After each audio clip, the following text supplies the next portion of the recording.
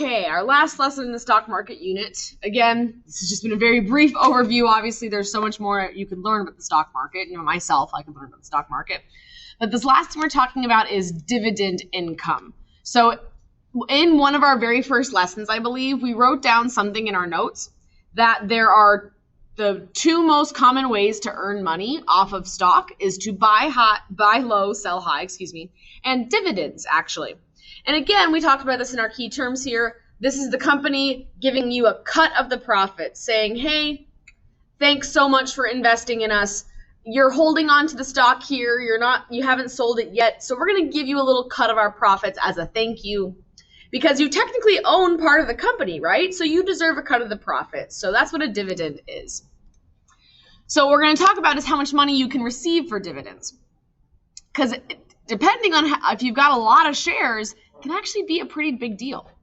So Roberta is considering purchasing a common stock that pays an annual, notice it's bold, pay attention to bold, annual dividend of $2.13 per share. That means in a year, they will set once a year, by the end of the year, they'll send her a check for this dividend. If she purchases 700 shares, what would be her annual income from these dividends? So again, because these match annual, that means I don't need to change anything. The time periods are the same. She's going to get one check from this company every year. Yeah. And we want to know how much she's getting in a year. So this is good to go. So she receives $2.13 per share and there are 700 shares. What does that mean we should do because it says per share and we have 700 shares? Multiply, right? Per is a multiply word if we have shares and hey, we have shares. So $2.13 times 700. Honestly, this is a kind of unrealistic dividend-ish. I mean, it's pretty massive. Well, actually, I mean, it's not too bad. You get 1,491. We can't really say, honestly, how impressive this dividend is or not because we don't know what the company is. For some of these big companies, if you have 700 shares, it's not really chump change, actually, to own 700 shares. Yeah. Again, we showed you guys that the Berkshire Hathaway, one share cost $400,000. So if you have 700 of those, then yeah, this is almost chump change compared to that. So, but this is pretty decent. This is the cool thing about stocks and dividends is you just sit there and you twiddle your thumbs and you're just owning the stock. You're just holding on to it. And then at the end of the year, they go, thank you for holding on to our stock and for investing in our company. Here's a cut of the profit, $1,491. They send you the check and you're like, sweet, thanks. So let's try this again. Example 2, Elyse owns 2,000 shares of a corporation that pays a quarterly, it's bolded, dividend of 51 cents per share. What that means is every quarter they send her a check. Yeah. How much should she expect to receive in a year? These do not match. We are not the same, yeah? So what that means is if we are asked for the year and we have quarterly, we're going from quarterly to a year. What do we do? If I have the quarter, I want to go to a year, what should you do? You should times by 4, right? We want to know how much money she's going to receive in a year, and since this is a quarterly dividend, she's going to receive this 4 times a year. So to start off with, we have 51 cents per share, and there's 2,000 shares. So what do we do with that again? 51 cents per share, those 2,000 shares. Multiply, right? 2,000 times 51 cents. But she gets this check 4 times in a year. So 2,000 times 0.51, times 4. So by the end of the year, this is how much money she has received. So again, if they match, we didn't need to do anything, right? Annual, good to go. Quarterly to annual, we multiply by 4. Go ahead and take a look at this one and see if you can remember. These do not match. What do we need to multiply in this case? Go ahead and try the whole problem. Okay, well, semi-annual dividends means that she receives this check twice a year, right? Semi-annual happens twice a year. So this would be like in June, she would receive a check, and then in December, she would receive a check. And each check would be 800 times 31 cents, but she's getting 2 of them. So 800 times 0.31 times 2. So in a year, she's getting $496. And again, he just sat there and earned this money, twiddled his thumbs, and they said, here's a check. It's the cool thing about investing in the stock market. Now, what you're going to see when you go to pick a stock is they will tell you the yield. So they usually actually don't tell you the dollar amount. Sometimes you can do the math and figure it out, but more often than not, they're going to tell you the yield percentage, and I showed you guys this in class off of my Stash app. But let's go ahead and read this. Kristen owns common stock in Max's Toy Den. The annual dividend, hey, it's bolded, pay attention to that, is $1.40.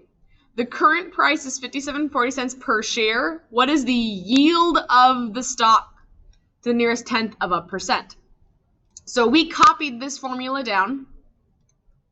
Yield is right there at the bottom of your formula sheet. Hey, a bolded word. I should pay attention to that. Annual dividend per share divided by the current price of 1 share. I'm going to copy this over again. Yield. Annual dividend. Dividend per share divided by the current price of the stock. So if you guys recall, I believe we've talked about yield before. Yield is what you actually get. Whenever you talk about in finance or in anything, if I say, oh, I yielded this, in this context, it means how much you're actually receiving compared to, in this case, what you had to put in, right? The current price of the stock, yeah. So let's go ahead and put this stuff in. Hey, look, annual.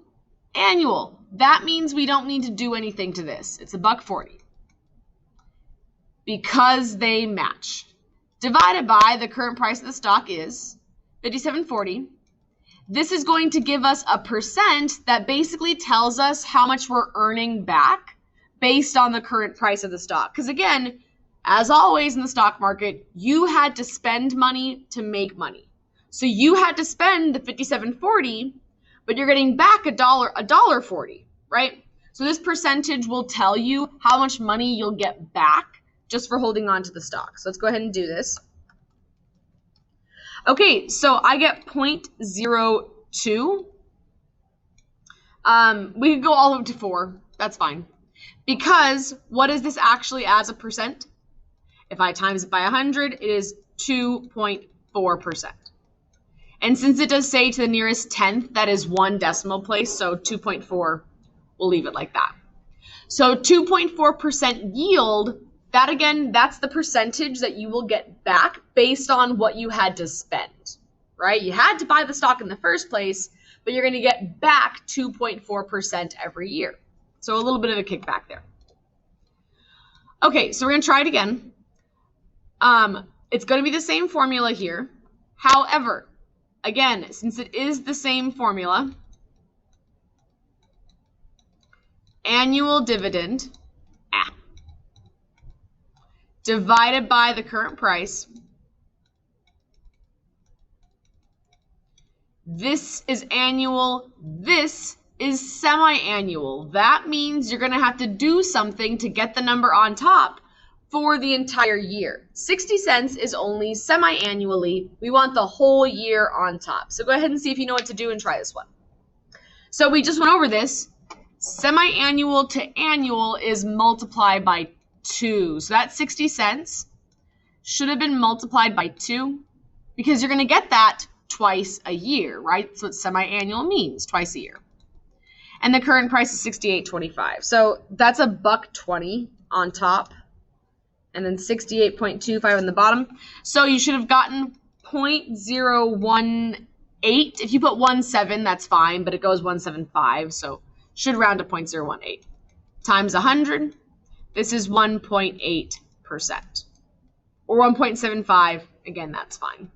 So that's pretty typical Some of the higher yields that I've seen have been like 4%, 5%, maybe 6 or 7. But this is pretty standard, getting about 1.8% back of what you put in. Now, of course, it is based on the current price. So it's not necessarily what you put in, because once you bought the stock, the price is going to fluctuate. That's kind of the concept. Yeah, it's the percentage of how much the stock is actually worth. So be careful on the assignment. If it says, what did she receive from dividends? You're not using the yield formula. You're just calculating the total dollar amount.